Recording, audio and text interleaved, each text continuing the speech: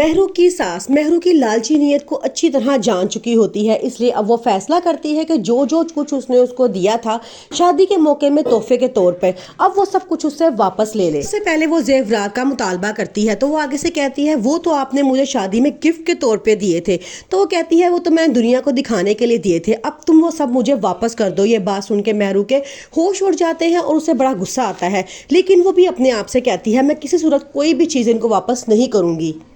अब ज़ारा को भी इस बात का अंदाज़ा हो चुका होता है कि मेरी खाला एक लालची औरत है और उन्हें सिर्फ पैसों की हवस है, मुझसे कोई प्यार नहीं है। इसलिए वो अपने पापा से साफ कहती है कि आप कुछ रकम मेरे अकाउंट में ट्रांसफ़र करवा दें जो मैं अपनी खाला को दे दूंगी ताकि मैं हमेशा आपके पास आके रह सकूं।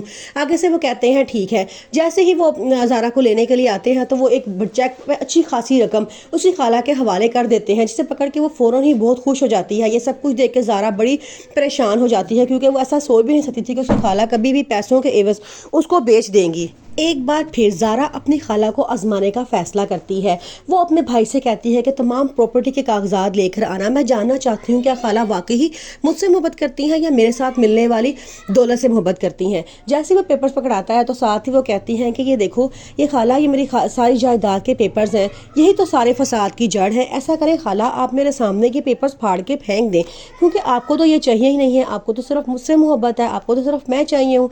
अब ये बात सुन के खाला बड़ा परेशान हो जाती हैं क्योंकि वो एक लालची औरत होती हैं और वो उससे सिर्फ जायदाद ही चाहती थी। वो उससे सिर्फ जायदाद ही चाहती थी। वो जैसे ही देखती हैं कि ज़ारा बहुत ज़िद कर रही है कि इन पेपर्स को फाड़ दो, वो नहीं फाड़ती। अब ज़ारा बड़ा परेशान हो जाती है और वो फैसला करती है कि मैं अपने बाप के पास ही रहूँगी क्योंकि मेरी खाला की नज़र मेरी दौलत और जायदाद पर है, उन्हें मुझसे कोई मोहब्बत नहीं है। वो ये आंखों में आंसू लिए अपने पापा के साथ वापस चली जाती है और खाला वो इतनी बड़ी रकम का चेक लेके बहुत खुश हो जाती हैं। वो कहती हैं कि मुझे तो पहले ही इस लड़की से शदीद नफरत थी, मैं इसकी माँ से नफरत करती थी तो इससे भी नफरत करती थी, इसलिए अब ये चली गई है, मुझे सुकून हो गया है। चलो मुझे इसको पालने के इवज़ कुछ रकम तो मिल चुकी है जिसको मैं अब ऐश की ज़िंदगी में गुजारूंगी। ज़ारा जो अभी तक ये बात नहीं जान सकती कि कौन मुफाद परस्त है, कौन उसको अपने फ़ायदे के लिए इस्तेमाल कर रहा है और कौन उसकी खातिर अपनी जान तक देने के लिए तैयार है। उसका बाप जो उससे बहुत मोहब्बत करता है, लेकिन हमेशा आलिया ने उसे अपने बाप से दूर रखा। हमेशा आदिल चाहता था कि उसकी बेटी उसके पास चली जाए, लेकिन आलिया उसको अपने पास जाने रखती थी और जान के ज़ारा के दिमाग में ऐसी बात डाले कि तुम्हारा बाप तुमसे प्यार ही नहीं करता, उसे तो तुम्हारे से जान छुड़ाई है। ये बात उसके दिमाग में डाल के उसने कहा ताकि ज़ारा हमेशा उसके पास रहे और उसकी तमाम दौलत जायदाद सब कुछ उसके पास रहे। असल में वो उसकी माँ से बहुत नफरत करती थी और वही नफरत अब वो उसकी बेटी से भी करती है और उसकी ज़िंदगी बर्बाद कर देना चाहती है, लेकिन ज़ारा को इस बात का नहीं एहसास है।